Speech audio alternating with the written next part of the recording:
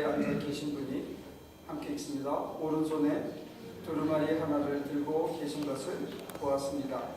그 두루마리는 안팎으로 글이 적혀 있고 7 비를 집어 옹하여 놓은 것이었습니다.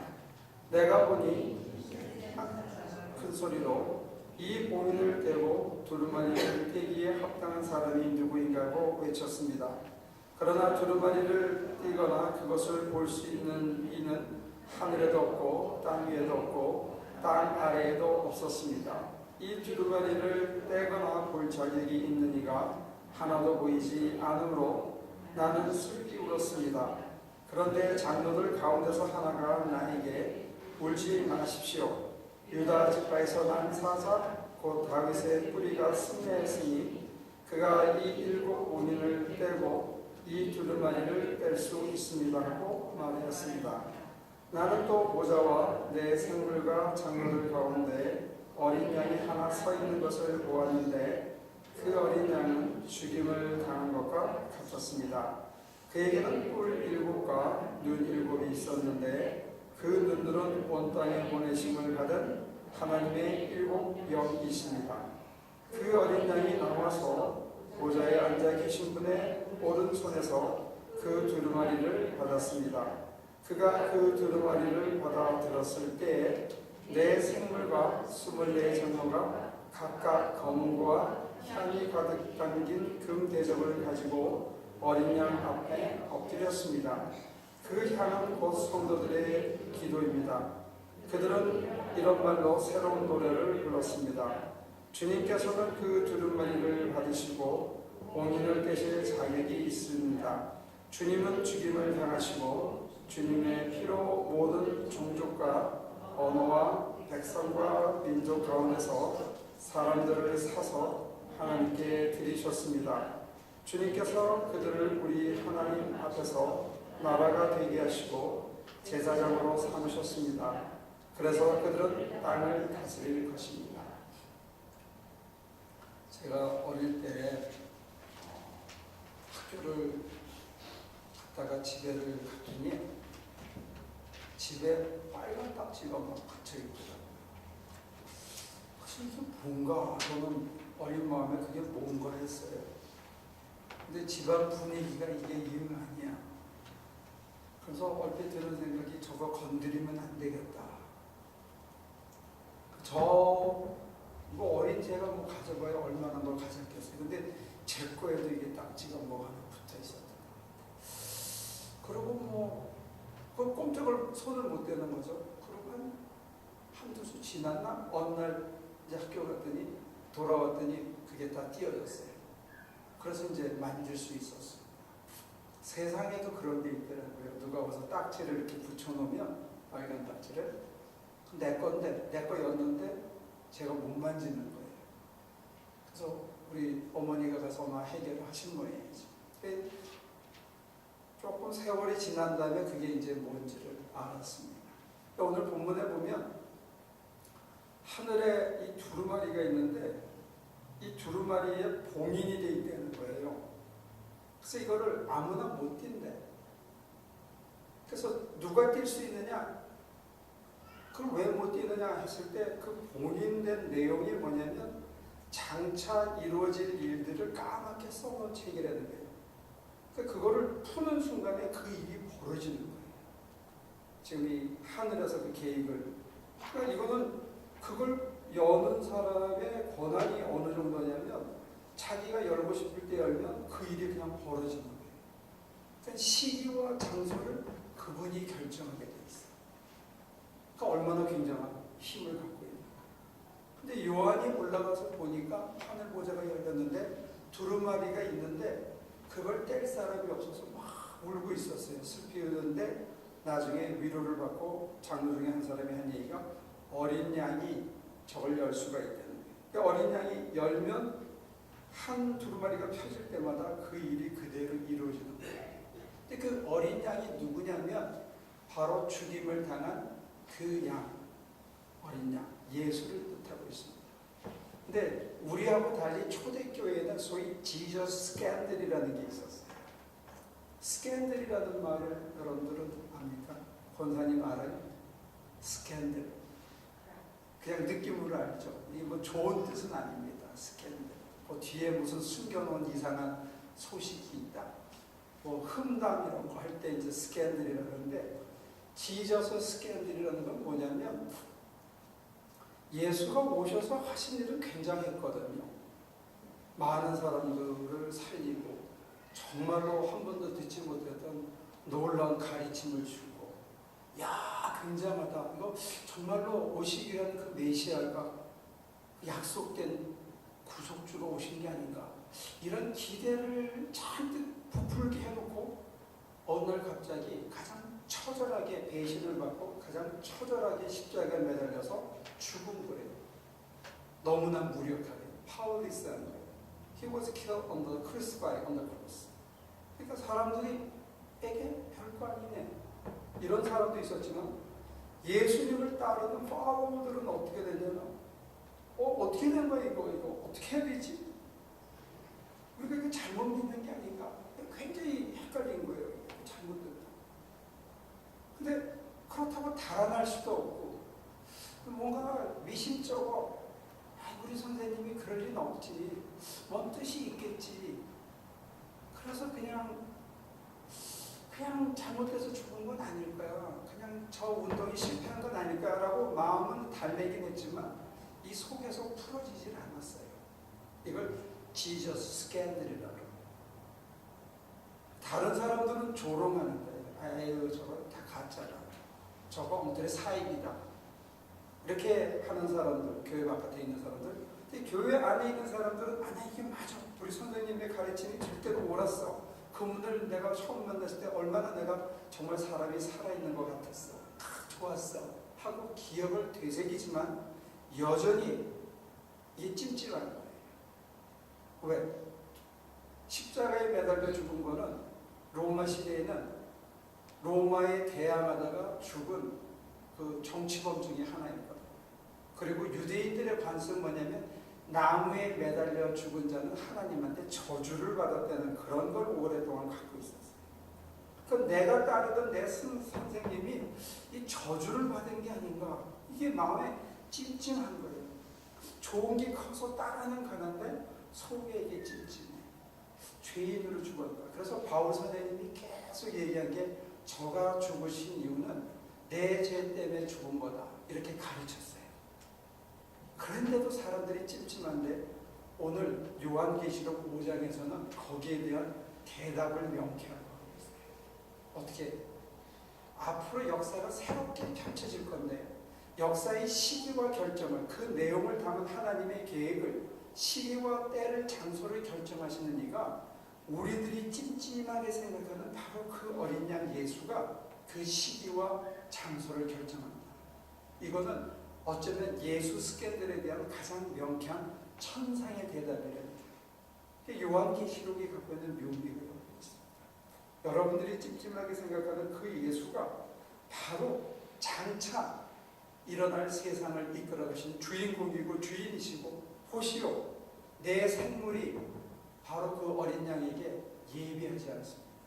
하나님만 받을 수 있는 엎드려 절하는 경배를 그분이 받고, 심지어 24장로도 예수에게 절하지 않느냐, 이렇게 여기서 얘기하고 있는 거예요. 그러니까 그가 한 일이 옳다 하는 걸 첫째 얘기하고, 두 번째는 그가 경배받기에 합당하다 하는 얘기를 하고, 세 번째는 뭐냐면 경배받기에 합당하신 이가 앞으로 세상을 꾸려가시는 주인공이다. 하나님이 그의 손에 모든 걸 맡겼다. 그렇게 대답해 줍니다. 요한계시록이 사실은 1세대 크리스천보다는 2세대 크리스천들에게 하는 대답입니다. 왜?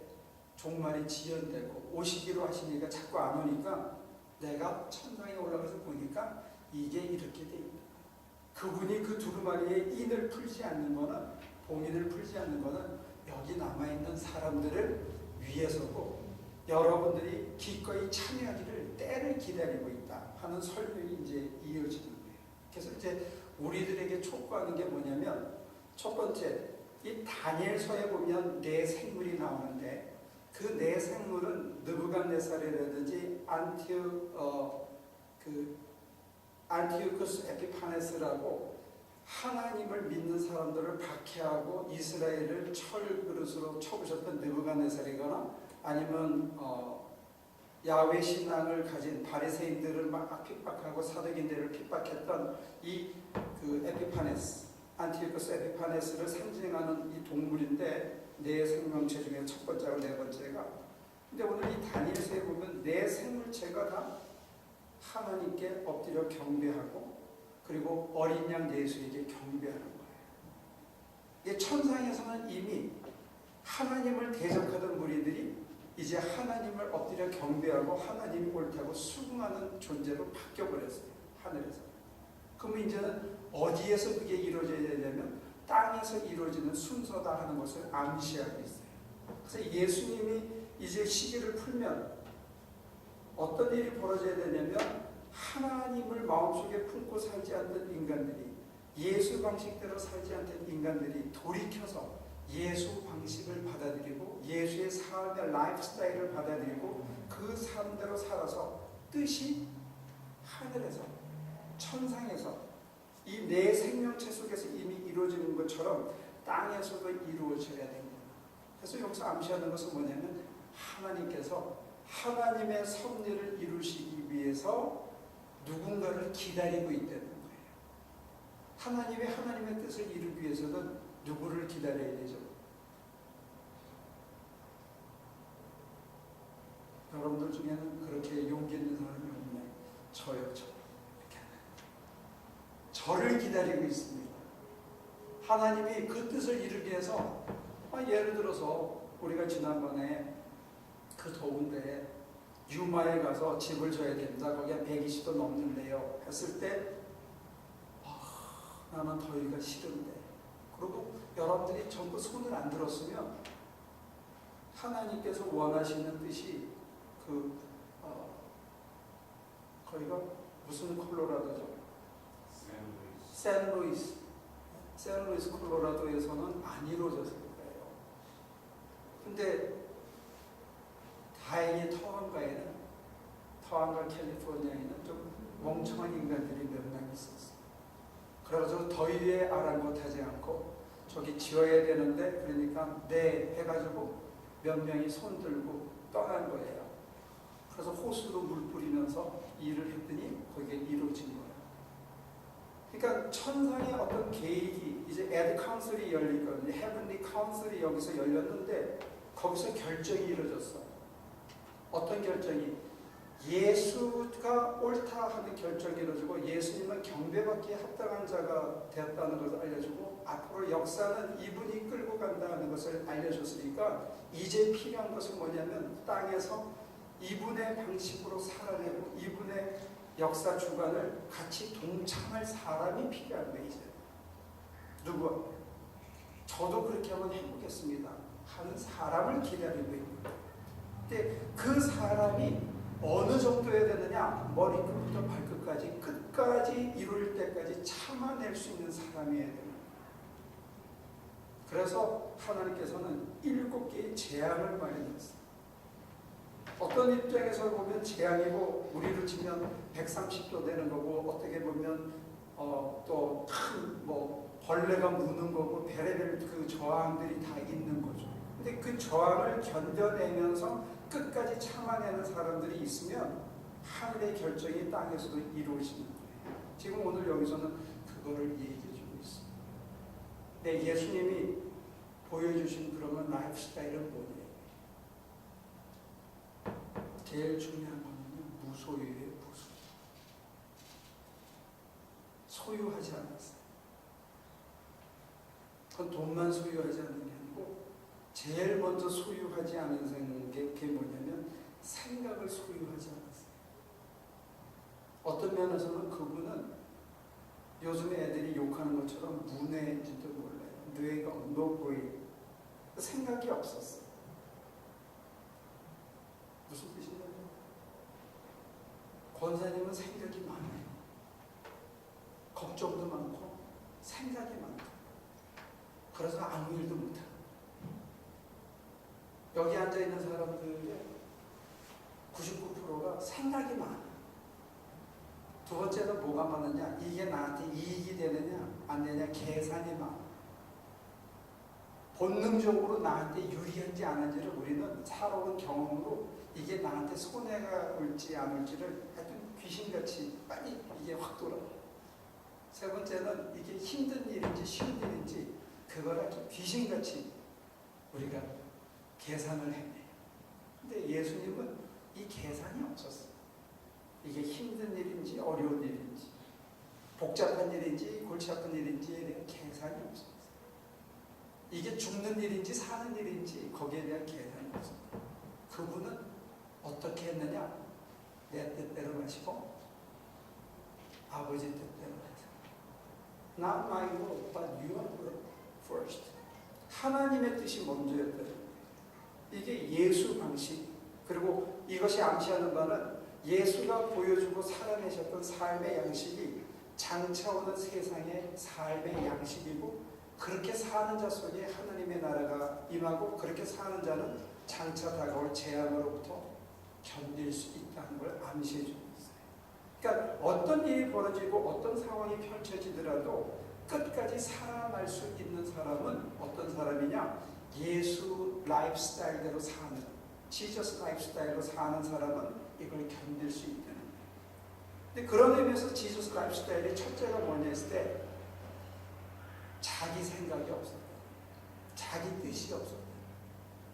자기 계획이 없었다. 내가 무슨 일을 왜 하느냐? 이건 아버지가 원해서 하는 거예요. 아버지가 들려주셔서 하는 거예요.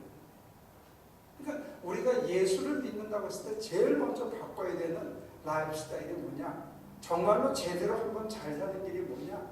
장차 새로운 세상 속에서, 아니 어쩌면 벌써 천상회의가 이렇게 벌어졌다는 것은 이 세상은 우리 심령 속에 이 땅 가운데 이미 시작되고 있다는 거예요.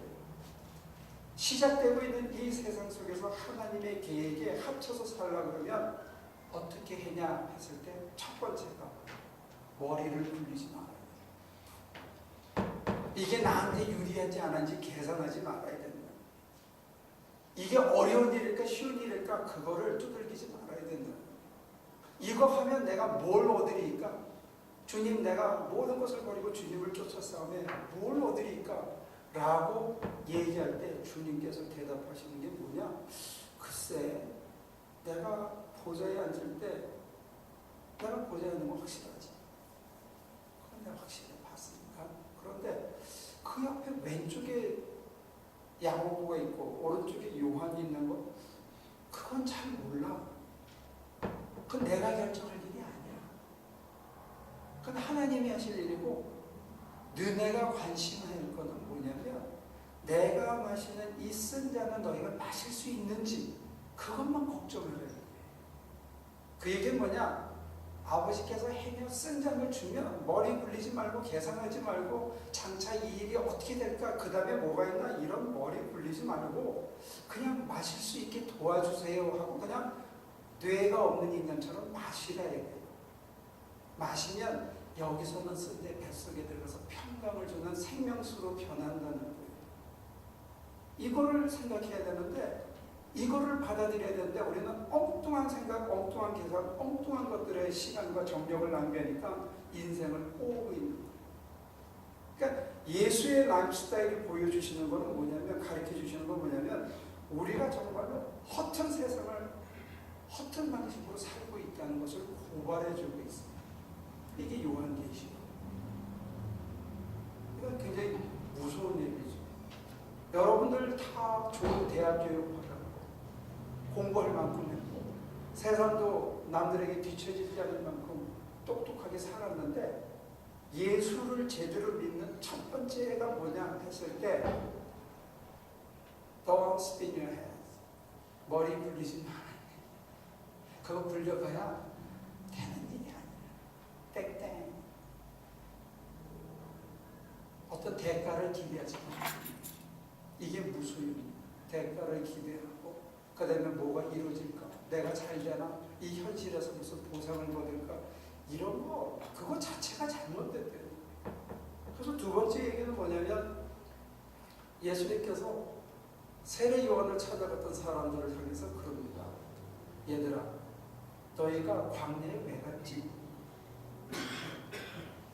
그때 얘기하는 광야라는 건 뭐냐면 세례 요한을 왜 찾아갔냐. 세례 요한은 독하게 얘기했거든요. 이 독사의 자식들은 너희들을 찍어버릴 도끼가 입에 나무 뿌리에 놓였다. 그리고 구체적인 삶의 새로운 방식을 얘기해 줍니다. 뭐라고 얘기하느냐? 군인들은 남의 것 늑탈하지 말고 주어진 봉급만 갖고 그걸로 감사하게 살아. 남의 것 빼앗을 생각하지 마라. 근데 사람들은 장차 다가올 진노가 두려워서 세례를 받지만 자기 삶의 스타일을 바꿀 생각을 안 해요. 이건 이것대로 즐기고 죽은 다음에 인슈런스는 인슈런스대로 들고 싶었던 거예요.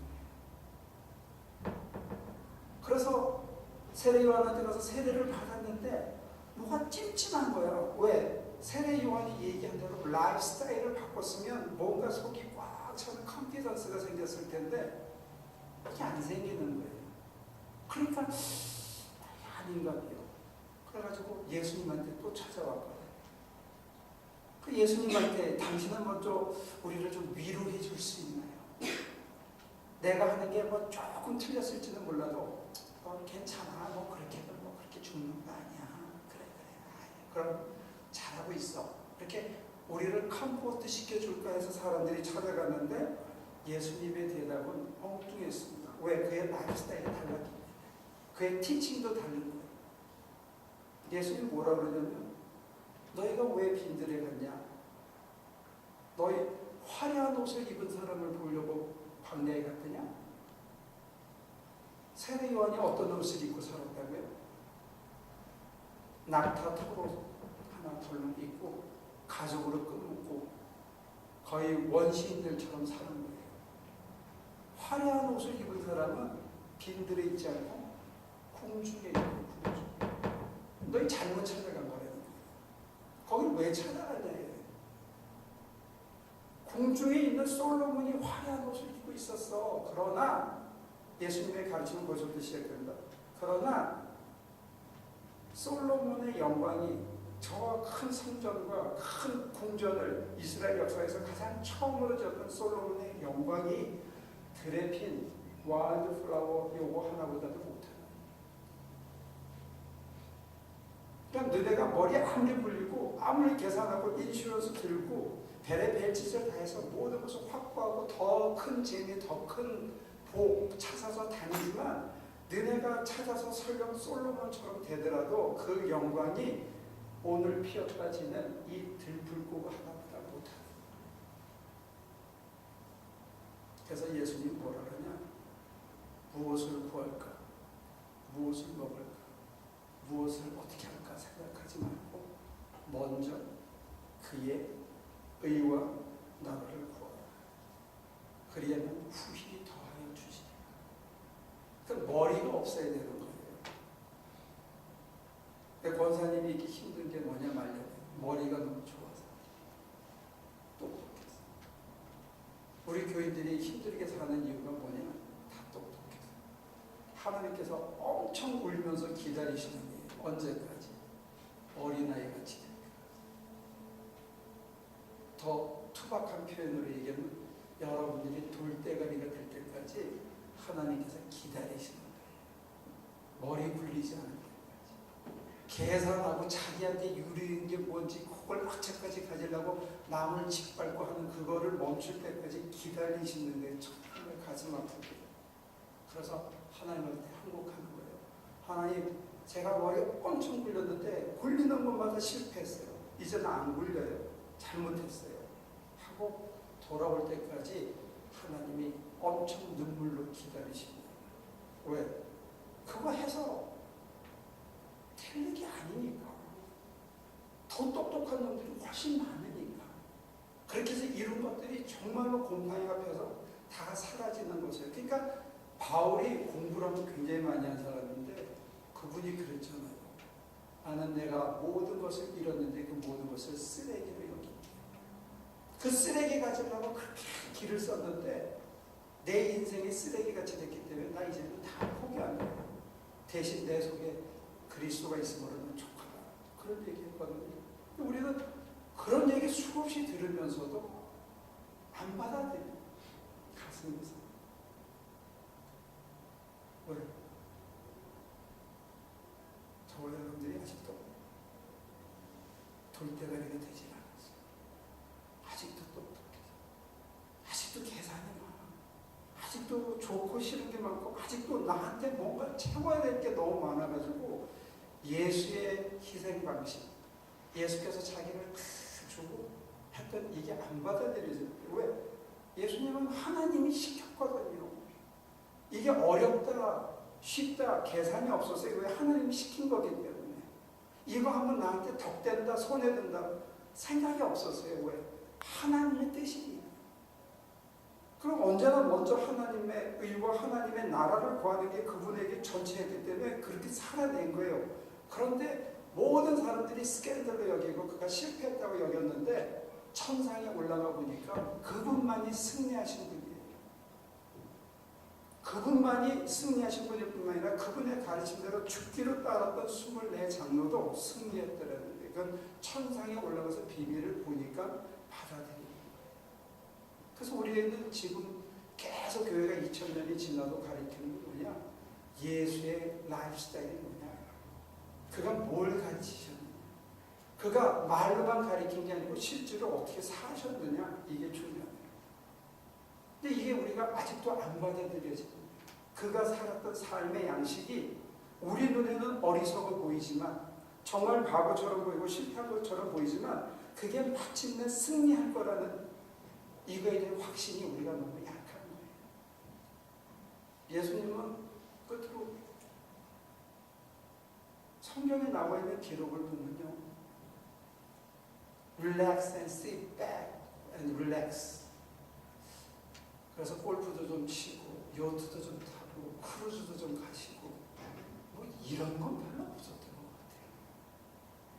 자기만의 시간을 가지기 위해서 스트레스가 너무 많으니까, 자, 이제 나 좀 눈에 귀찮으니까 나 먼저 떨어져 좀 쉬어야 되겠다. 가서 여행도 좀 다니고, 골프도 좀 치고, 좀 이렇게 해야 되겠다. 이런 기록이 별로 없어요.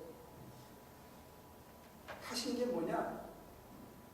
큰 퍼포먼스를 하신 다음에, 미러클을 이루신 다음에 하셔서 산에 오르사. 이분이 하신 유일한 자유시간은 이거예요.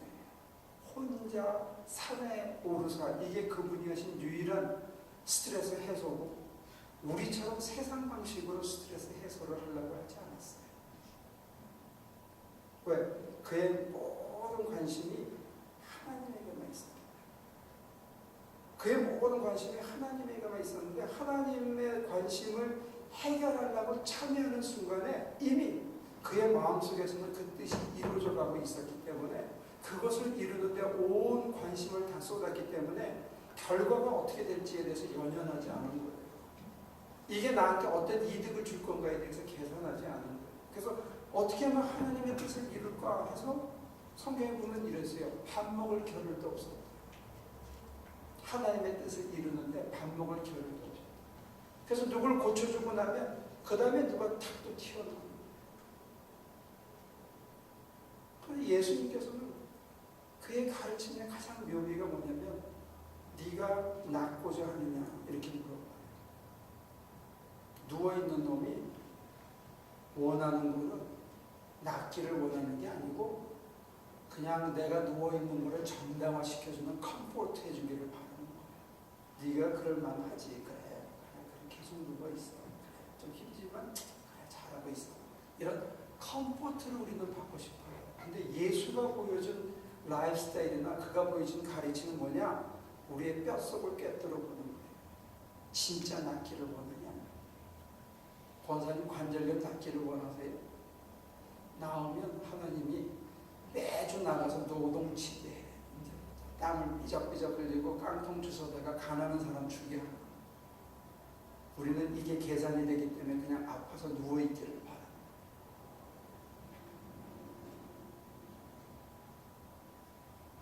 그래서 예수님께서 뭐라냐? 네가 낫기를 원하느냐? 주저하는 그 사람을 향해서 딱 한마디 합니다. 내 자리를 들고 일어날 것. 일어난 사람은 기적을 본 거예요. 그러나 그 다음엔 7가지 재앙이 찾아옵니다. 언제까지? 완전히 그리스도의 삶의 양식을 자기 것으로 습득하기까지. 이게 계시록이. 우리는 계산이 너무 빠르기 때문에 다가오는 재앙이 두려워서 예수의 라이프스타일로 따라가려고 하죠. 그러나 중요한 것은 뭐냐? 그의 라이프스타일을 받아들여 그의 가르침대로 시작한 사람은 그 다음에 필요한 것은 기다리기만 하면 되는 거예요. 그래서 그것이 내 것이 되면, 견디기만 하면, 참고 견디기만 하면 내 속에 그리스도의 품성이, 그리스도의 가르침이, 그리스도의 라이프스타일이 자신의 것이 되는 기적이 일어나는 거예요. 그럼 우리도 예수처럼 살 수가 있게 되는 거죠. 다 나눠주고도 전혀 아깝지 않아요. 너희가 무엇을 보려고 나한테 화려한 것을 찾고 싶어서 나한테 왔지? 아니야. 하나님이 이 풀을 살리셔. 그러면 여러분도 살리셔. 걱정하지 마셔. 그 걱정하는 시간에 그 걱정하는 마음 씀씀이를 딴 데다가 쓰시오. 이게 예수님의 가르침. 근데 우리는 그 가르침을 확 듣는 순간에 그대로 살면 개고생하겠구나 해가지고 딱 멈추는. 근데 그 가르침을 받아들이고 고생을 하는 자리에 들어가더라도 절대로 혼자가 아니라는 거예요. 할 수 있는 힘을 시시때때로 구름을 가려주시고 비를 내려주시고 우리를 바람을 막아주시면서 시원한 바람을 때려주시면서 함께 할 수 있는 힘을 주기 때문에 거기에 그냥 파티스페이트만 하면, 참여만 하면 자동으로 이렇게 끌려가게 돼 있다. 그러니까 처음에 그 클릭이 힘든 거. 낫고자 하느냐? 예. 일어난 자리를 들고 가라. 예. 이거. 그러니까 좀 난폭하게 얘기하면 정말 예수를 잘 믿는다는 뭘까 했을 때 첫째는 돌대가리가 돼야 되고 둘째는 그냥 끈질기게 견디는 거예요. 그가 나를 이루실 때까지 끈질기게 견디는 거고, 세 번째는 뭐냐? 견디고 난 다음에 보면 자기는 적어도 3번, 4번, 7번 중간에 때려치려고 그랬던 거예요. 견디는 그 과정에서 안 하고 싶고 이제는 더 이상 못하겠다고 수없이 하나님한테 투정을 피고 그냥 억지로 끌려갔던 자기 모습을 볼 수가 있어요. 이제 정결해요. 그래서 예수를 잘 믿는 세 번째 길은 뭐냐? 끊임없이 하나님한테 못합니다. 더는 못해요. 이제 나는 못해요 하고 끊임없이 포기하고 난 다음에 눈 뜨고 나면 다 됐어. 그럼 우리가 할 수 있는 건 뭐냐? 미안해요. 겸손해질 수밖에 없는 거예요. 왜 자기가 한 게 아니기 때문에. 그래서 저는 역설적으로 저와 저를 포함해서 우리 교인들이 다 돌대가리가 됐으면 참 좋겠어요. 좀 지능이 지금보다 훨씬 좀 낮아지면 좋을 것 같아요. 머리 안 굴리기. 굴려봤자 믿을 만하게 못 돼요. 안 믿을 거예요. 두 번째는 정말 악착까지 참을 수 있는 사람. 그냥 견디는 거 말고 길어 없어. 근데 견디면 새 힘이 와요. 세 번째는 뭐냐? 정직하게 우리는 수없이 포기할 수밖에 없어요. 주님이 원하시는 라이프스타일, 그 이상이 우리한테는 너무 높기 때문에 수없이 실패하고 난 다음에 끝으로 잘난 체하지 말자. 다 똑같은 사람이니까. 하나님께서 우리가 수없이 실패하게 놔둠으로써, 포기하게 놔둠으로써 맨 나중에 이루신 이가 내 스스로가 아니라 하나님의 도우심을 받아 겨우 턱걸이로 내가 해냈다는 걸 감사함으로 받아들이고 다른 사람을 향해서 잘난 체하지 않고 겸손한 인간으로 우리를 변화시키기를 원하시는 게 그렇게 고백합니다. 난 여러분들이 좀 더 멍청해졌으면 좋겠어. 지금보다 훨씬 더 멍청해. 지금보다 훨씬 더 겸손해지고, 그리고 정말로 이를 악물고 뼈마디가 아프더라도 땀을 삐적삐적 흘리면서 끝까지 참아내는 자에게 하나님의 나라가 임하는, 새로운 세상이 임하는 놀라운 축복이 있을 줄로 믿습니다. 기도합시다. 하나님, 세파에 시달려 무수히 실패했습니다. 그저 숨만 쉬고 살아있을 때도 있었고, 세상을 원망하고 모든 사람들을 미워할 때도 있었습니다. 다른 사람들은 쉽게 사는데 왜 저만 이렇게 힘들어야 하나 하고 하나님께 눈을 흘린 적도 있습니다. 하나님, 곤비한 영혼 위에 다시 천상 위를 여셔서 우리를 살리고 나를 살리는 하나님의 새로운 계획이 있다는 것, 이제 겨우 엿보게 되었습니다. 사도 요한을 통해서 보여주신 하나님의 이 미래적인 계획, 피를 흘리고 억울하게 죽임을 당한 어린 양 예수를 통해서 우리가 할 만한 때, 우리가 견딜 만할 때 봉인을 풀어서 우리를 연단시키고 훈련시켜서 우리의 믿음을 정금같이 연단시키고 우리의 인품을 주님을 닮아가는 새로운 인품으로 변화시켜 할 줄로 믿습니다. 당신의 계획에 참여할 수 있도록 도와주시고 가슴을 열고 받아들일 수 있도록 도와주시옵소서. 하나님이 마침내 승리할 줄로 믿습니다. 어린 양의 가신 길을 보았습니다. 그가 승리하는 방식을 보았습니다. 우리를 도와주셔서 우리 각자도 다 승리할 수 있게 도와주시옵소서. 그 승리의 영광을 가로채지 않고 하나님께 되돌리고 많은 사람들에게 겸비한 모습으로 증거할 수 있도록 우리를 사용하여 주시옵소서. 모든 영광과 권세와 권능을 주님께 돌려오며 예수님의 이름으로 기도합니다.